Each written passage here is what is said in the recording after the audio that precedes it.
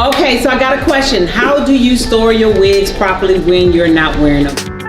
Great question. So the way that I store my wigs when I'm not wearing them, because I have about maybe 7 in my closet, the very first thing you want to make sure you always have is a mannequin head. This is vital for the wig game, baby. You do not want to take your wig off and throw it on a table, a chair, a lime hanky, a napkin holder. I've heard all kinds of stories out there that people are throwing their wigs on. Put it on the wig head because it's going to help keep the shape of your wig and maintain the styles, whether it's human and or synthetic. So this is your regular styrofoam head, and you're gonna also need something like this. This is called a suction cup top wig head holder. So this is amazing because when you put this down on the table, it actually keeps the wig stable. So when you want to wake up that morning and start styling it, this is going to help keep that wig and that mannequin head nice and stable, for you can either curl the wig, style the wig, as well as keeping that wig looking fresh so you can keep it longer. If you travel a lot and you can't fit that styrofoam in your suitcase, it's all good. It's actually 3 parts. You take one part that's split here, and then you have one there. You go underneath, you slide it in,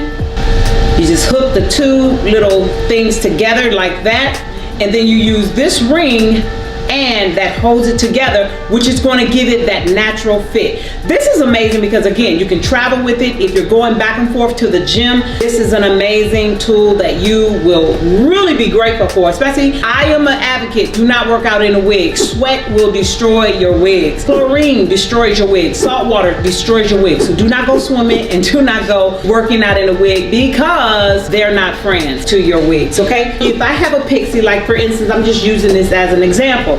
The reason why I put mine in a closet, it's almost like shoes. The better you take care of your shoes, the longer you get to keep them.